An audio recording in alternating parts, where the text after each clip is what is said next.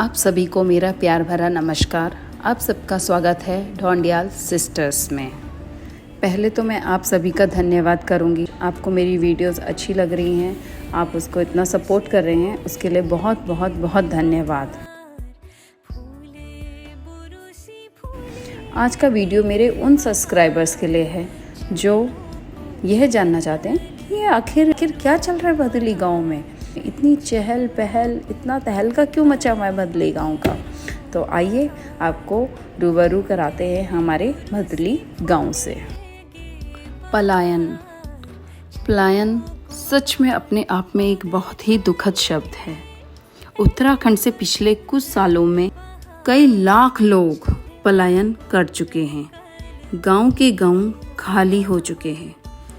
उत्तराखंड में पलायन की स्थिति बहुत ही गंभीर है और इस समस्या के बीच एक आस की किरण नजर आती हुई भदली गांव।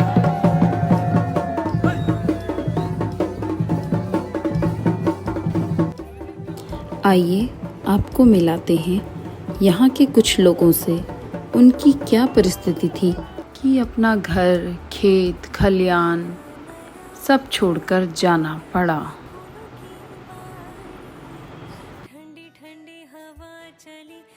अब हम बूढ़े हो गए, नाते पोते हो गए, इसलिए उनके साथ रहना तो चाहते हैं, पर हमारे पैर ठीक नहीं है।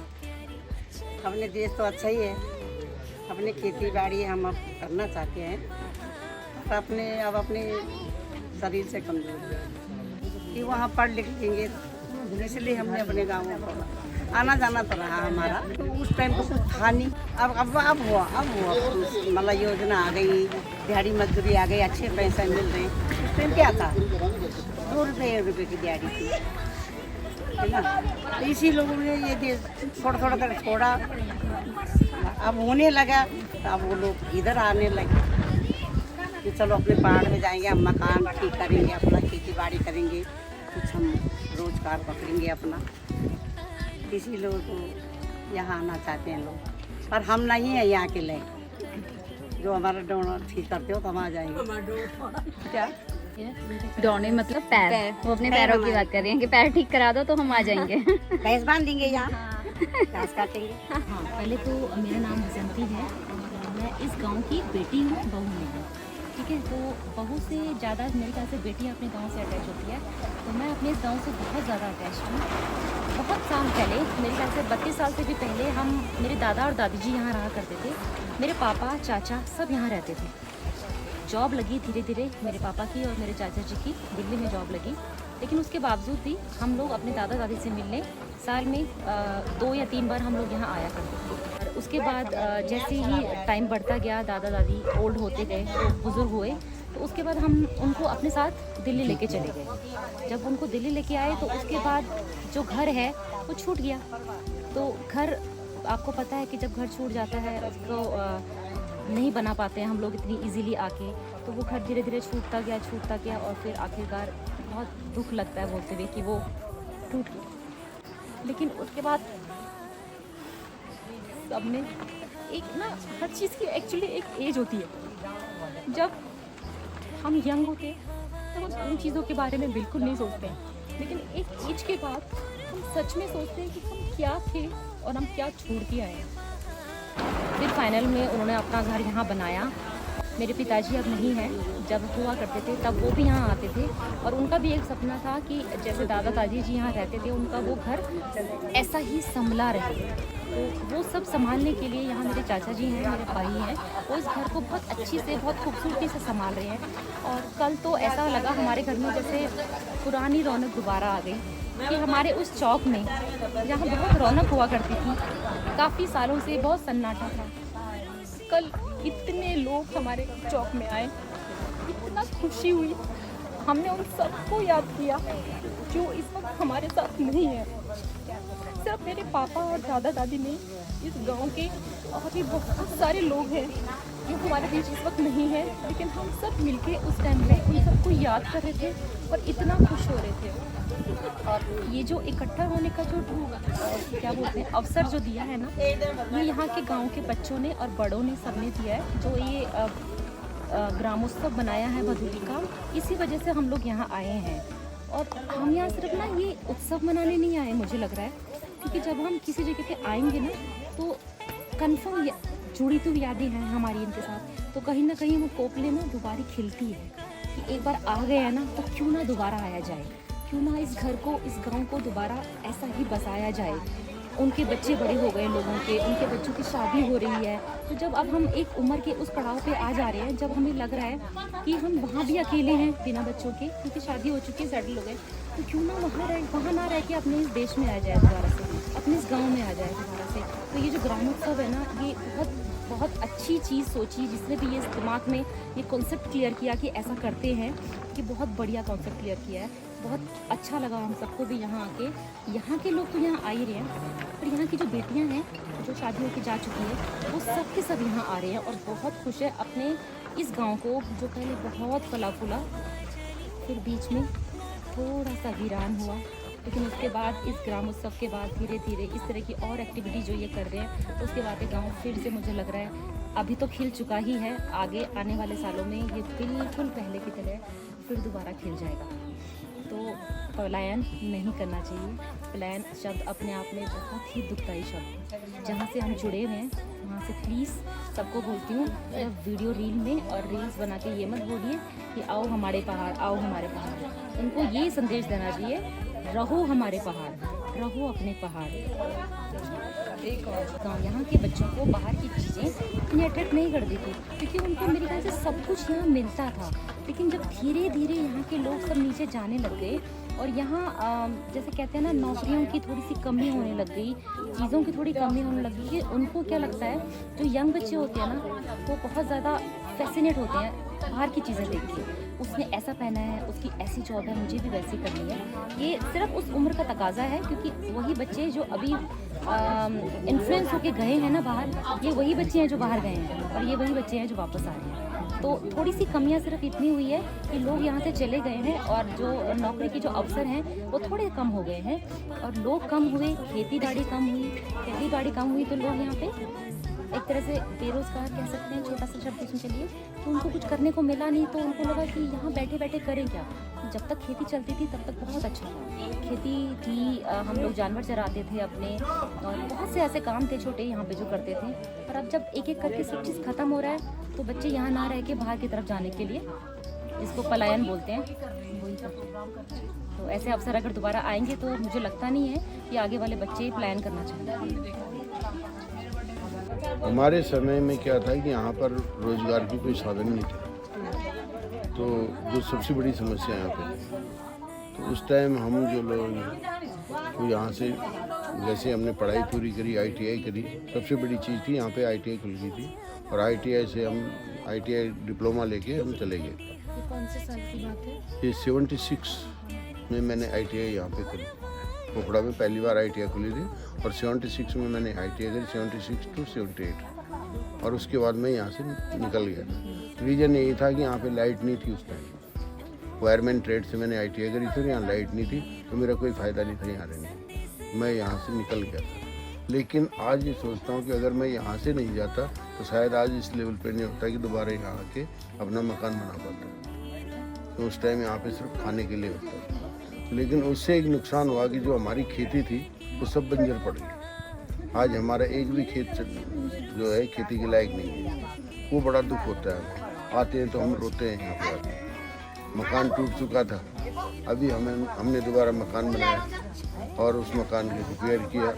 मकान की रिपेयरिंग के बाद फिर बच्चों को लेके आए, बेटियों को लेके आए कि ये हमारा घर है, उनको दिखाया, उन्होंने देखा नहीं था। जब हमने मकान बनाया तो उसके हमारे बाद बच्चों ने भी देखा कि वाकई यहाँ पे हमारा ये गांव है, तरस जाते थे कि अपने गांव पे। और अब हम आगे के लिए ये जो चलो चले गांव की ओर ये नारा दिया है, तो ये बहुत अच्छी सोच है हमारे बच्चों की, और उसी के लिए आपने देखा होगा 2018 से हम ये प्रोग्राम कर रहे हैं, और आज 10-12 मकान हमारे घर में गांव में बन चुके हैं। ये हमारी बहुत बड़ी उपलब्धि है कि वापस हमारे बच्चे इस प्रोग्राम के माध्यम से, और कोरोना काल की व्यथा को देखते हुए कि कोरोना काल में कैसे भगदड़ मची थी शहरों में, कहाँ जाएं, उसको देखते हुए आज हमारे गांव में बहुत अच्छा किया, उन्नति की है। और 10-12 मकान बन चुके हैं। आने वाले समय में अब हमें ये लगता है जैसे हमारे गांव को एक टाइम में कहते थे आदर्श गांव बदौली, और अब हमें लगता है कि दोबारा से हमारा गांव जो है आदर्श गांव की ओर बढ़ रहा है। तो लोग यहाँ पहले जो लोग घर छोड़ के गए कमाने खाने के लिए, आज वो वही वापस आके अपने घर यहाँ दोबारा बनवा रहे हैं। आज वो सक्षम है, उनके बच्चे भी अगर सर्विस कर रहे हैं वहाँ पे, लेकिन उनका लगाव भी इन प्रोग्रामों के माध्यम से, जो छोटे बच्चे हैं, जो जवान बच्चे हैं, ऐसे ऐसे प्रोग्रामों के माध्यम से उनका लगाव भी अब गाँव की तरफ हो गया है। और वो भी ये सोच रहे हैं कि ठीक है हम वहाँ नौकरी कर रहे हैं, वो मजबूरी है क्योंकि यहाँ नौकरी का साधन नहीं है अभी। और जो हमारे बच्चे, जैसे मैंने अभी बताया था स्टेज में, कि जो फूल है, जो गुलदस्ते हमने दिए हैं, वो हमारे एक भाई ने यहाँ पे पैदा किए हुए, तो ये भी एक नई वो है। तो जो हमारे सुंदरयाल जी हैं, उनकी प्रेरणा लेके यहाँ एक भाई हमारा बिंजोला है, विनोद बिंजोला है, वो यहाँ पे अपनी बेकरी खोल के बैठा हुआ है, बहुत अच्छा काम उसका चल रहा है। तो ऐसे लोग हमारे भाई गांव में आने लग गए और बहुत खुशी होती है कि अपने भाई गांव में आ रहे हैं। लोग रहते हैं तो थोड़ा इनोवेशन भी होता है। लेकिन इसके साथ साथ मैं एक रिक्वेस्ट, अगर आप इसको डालें कि जो गवर्नमेंट है या जो हमारे पॉलिटिकल लीडर है, उनको ये ज़रूर सोचना पड़ेगा कि खासकर हमारे एरिया में अदर उसकी वजह कि यहाँ पर बहुत कम प्रगति हुई है, जबकि पोखड़ा एक ऐसा ब्लॉक था कि सबसे पुराने अंग्रेज़ों के ज़माने से पोखड़ा ब्लॉक बहुत समृद्ध ब्लॉक था। यहाँ का इंटर कॉलेज सबसे पुराना है पूरे क्षेत्र का, और आज उसकी पोजीशन ये है कि यहाँ पर सड़कें देखो या बाकी जगह देखो तो रोज़गार के साधन वो चीज़ नहीं है। और मैं और सुरभि एक ही साथ काम करते हैं दिल्ली में, तो हम लोगों को ये पूरा विटनेस करने का मौका मिला। हम लोग माइग्रेशन के ऊपर पढ़ के आए थे कि माइग्रेशन लोगों को कैसे अफेक्ट करता है, पर हम लोगों को ये सब देखने का मौका मिला एंड अच्छा लगा देख के कि लोगों को अभी भी बहुत लगाव है अपने गाँव से। काफ़ी अच्छा लगा। एक लेडी से भी हम बात कर रहे थे, वो बिल्कुल भावुक हो गई, रोने लगी कि उनका घर टूटा पड़ा हुआ था और अभी दोबारा से उन्होंने रीबिल्ड किया। तो इससे पता चलता है कि हालांकि किसी इंसान के दूर जाने से हम दुखी होते हैं, लेकिन एक घर जो है वो भी बिल्कुल वैसा ही है। जब वो मर रहा है या अगर वो ढह रहा है तो कितनी तकलीफ़ होती है, कितनी दुख होती है। तो वो थोड़ा सा मतलब मेरे लिए क्या बोले इमोशनल चीज़ है, और वो विटनेस करने का मौका मिला, वो साक्षात देखने का मौका मिला, तो वो भी अच्छा है। हम कुछ लेके जा रहे हैं यहाँ से वापस। Thank you so much. जो अब हमारे युवा पीढ़ी के हैं, हमारे जो बच्चे हैं, हम कम से कम उनको आगे तो बढ़ाएं, उनको आगे के लिए प्रेरित करें, अपने गांव लेके आए। हम लोग उनको भी क्या करते हैं, उनको भी निगेटिव कर रहे हैं। मतलब जैसे बच्चे लोग हैं, हम उनको उठा के लाएं अपने गांव में, जो छुट्टियां पड़ती हैं वो करते हैं, उस टाइम तो ला सकते हैं, बाकी दिन चलो पढ़ाई होगी, लेकिन उनको कम तो उनको पता होना चाहिए मेरा खेत है बेटा, देख बेटा यहाँ पे मैं गाय बांधता था, यहाँ पे बच्चियाँ होती थी, यहाँ पे आपके दादा हल चलाते थे। तो ये चीज़ें बहुत जरूरी है। तो ये चीज़ें जब हम उनको छोटी छोटी चीज़ें बताएंगे तो उनको नॉलेज आएगा, उनको अपने गांव के बारे में पता लगेगा। मेरा गांव भदोली है, मेरा गांव कनोठा है, मेरा गांव मेवा है, तभी तो पता लगेगा। अब हम तो कहते हैं बेटे तुम यहीं रहो, मैं होके आ जाता हूँ।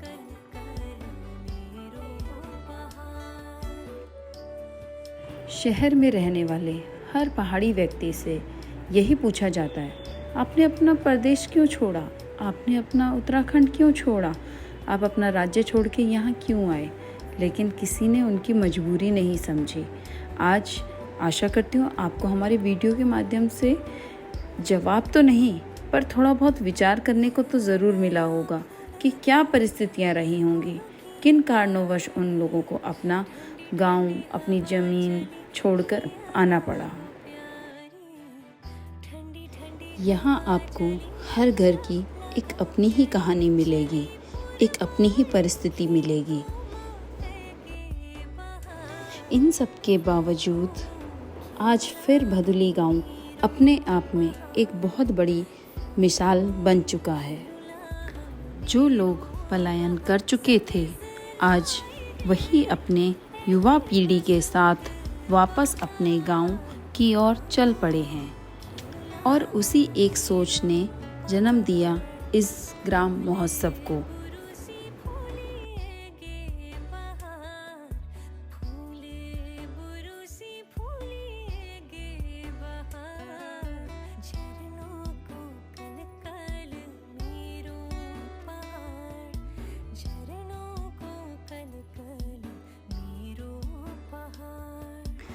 यह सब करना इतना आसान नहीं था।